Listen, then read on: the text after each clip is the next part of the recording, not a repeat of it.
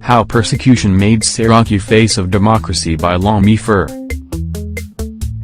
The Senate President, Dr. Abubakar Kola Saraki, has come through some meandering trail, a rugged pathway chosen for him by the forces forging the nation's past and present. Forced to the wall, the only way has since been fighting back or be silenced.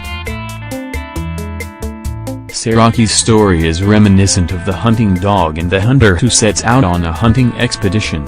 The hunter knows his dane gun would only do little. He needed the ferocious hunting dog. It has prowess and ways with wild animals. It can follow their scents and ferret them out of their hiding places. It can overrun the wild animals and, with its canines, sink its teeth into the killing hold. The hunter can then finish off the game. Then the twosome would head home again, congratulating each other for a good outing, the hunter whistling for good fortune while the fawning dog stages mock hunts as they go home. Once home, the hunter's wife prepares the game. The woman had no idea what the hunter and his dog went through to bring home a kill. Now, the game is cooking and the dog is lurking around and waiting for a bite off its own gallant labor.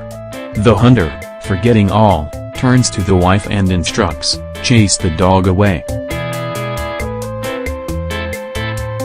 It may carry away the cooking meat." That's the story of Saraki, the NPDP and APC. Juxtaposed, it was the NPDP that gave the APC victory and ushered Buhari into also rock in 2015 but got chased away afterward. Saraki had held that since the NPDP was legitimately one of the four legacy blocs that merged and meshed into the APC, going for the office of the Senate President was a fitting reward for his group's efforts. After all, the votes delivered by the 5 NPDP states surpassed the votes delivered by the entire Southwest. Kano alone delivered nearly 2 million votes to APC in the turbocharged election where less than 3 meters votes separated Buhari and Jonathan. Surprisingly, once Buhari was declared the president-elect and like the hunter who forgot the dog, a cabal seized the reins of power and began to allocate positions at women to dispense favors. The cabal easily signed off the office of the Senate President and Speaker to Senator Ahmed Lawan and Honorable Femi Gbajabiamila respectively, not minding whether or not they were popular with their colleagues. For the office of the Senate President particularly, the APC conducted a straw vote, ostensibly to prove to Saraki that Lawan was a better choice. 2 baskets were put out and labeled Saraki and Lawan, and the senators-elect forced to vote between them in the open. Without secrecy, the party denied itself the chance of knowing between Saraki and Lawan who was really preferred by the senators-elect. Cajoled, Lawan predictably won. As it later turned out also, APC also forgot that it enjoyed only a slim majority in the 109 House, where opposition PDP had 49 senators and spoiling to join the fray, and could decide who became what. Armed with according to Section 51(a) of the 1999 Constitution as amended, a President and Deputy President of the Senate shall be elected by the members of that House from among themselves. The above section doesn't bar lawmakers from the minority political party in Parliament from seeking the position of Senate President.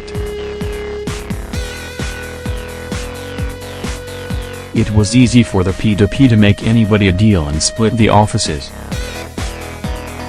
Recall that in the build-up to the election of presiding officers of the 8th Senate, PDP came with 49 senators. APC had 59, Ahmed Zana, Borno Central, died before the inauguration. The Senate Unity Forum, 33 APC senators-elect, endorsed Senator Ahmed Lawan, while 26 like minds were for Saraki. In other words, it was not the PDP alone that produced Saraki as Senate President, it was a collaboration of the PDP and the like-minded senators. Whoever is arguing that the presence of the APC, Unity Forum, senators who decided to go to International Conference Center would have ensured a different outcome argue amiss. Though Saraki was elected unopposed, Senator Ike Kremadu was elected by 52 senators, whereas the PDP senators were 49, clearly proving that some APC senators equally voted for Kremadu, while 20 voted for Senator Ali Ndoum, who ran for the office Deputy Senate President. The reason the jittery APC senators ran to the International Conference Center was because they knew that the like-minded senators teaming up with PDP senators would spell doom to their fate. That was why the group desperately wanted President Buhari, who had already directed the Clerk of National Assembly to proclaim the National Assembly at 10 a.m. same day, to double back and compel the like-minded senators to toe party line. Having failed to stop Saraki from emerging, the cabal in the party resorted to persecution and prosecution even on Trump-2 criminal charges, one of which had to be quashed by the Supreme Court after 3 years. Even after Supreme Court's and lower courts' exoneration, the police is still trying hard to link Saraki with the Alpha Bank robbery. The desperation of the ruling party to force Senate Bukola Saraki and Senator Ike Kremadu out of office and have them replaced with Lawan, Akuma and Akpabio, who just defected under most curious circumstances, false sense of entitlement. Since litigations and intimidations have not yielded Saraki and Kremadu's ouster as envisaged, force is now being applied. The first futile attempt was the brazen attempt by a suspended senator invaded the Senate with some thugs who took away the mace. Till today, the police claim they are yet to apprehend the invaders of the Senate chamber despite the desecration happening at his instance of the suspended senator and in full glare of cameras. Since Saraki defected back to the PDP, after the example of Speaker Aminu Waziri Tambuwal, as he then was, who left PDP for APC in October 2014 and still kept his office, the APC and its militant new chairman have intensified the use of force to see that Saraki and Kremadu vacate office.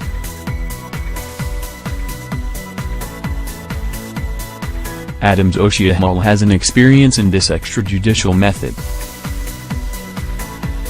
When he was governor of Edo State, he saw to the forceful and unconstitutional removal of the state's speaker and had him impeached by a simple majority despite the express provisions of the Section 179 of the Constitution, which states that removal of the speaker could only be by the affirmative vote of 2/3 of the elected members of the House.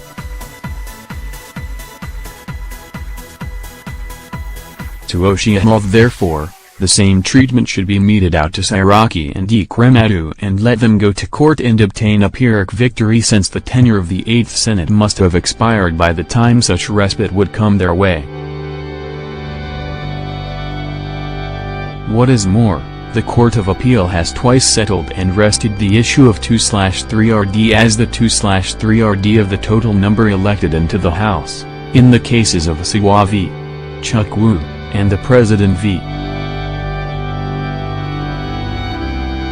National Assembly, both in 2003.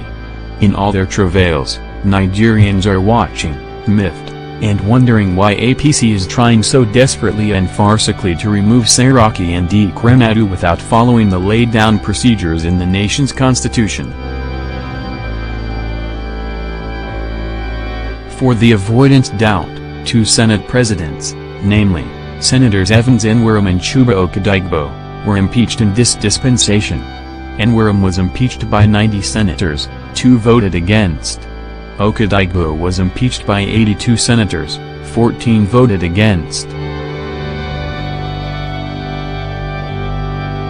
Yet, Despite these glaring exemplary historical antecedents and express constitutional provisions that have made the issue of 2/3 so trite, APC is brazenly pushing to impeach Saraki and D. Kremadu, perhaps with only 29 senators that were said to sign up as at the day Dora's DSS invaded to Senate to effect the forceful removal of the two presiding officers. In this entire saga, Saraki and D. Kremadu have carved the images of martyrs of democracy. If this democracy has got a face, Saraki and D. Kremadu are the ones. It isn't an achievement by design, it is an achievement by default. The duo have become faces of democracy for the reason of their unwarranted and fascist persecution.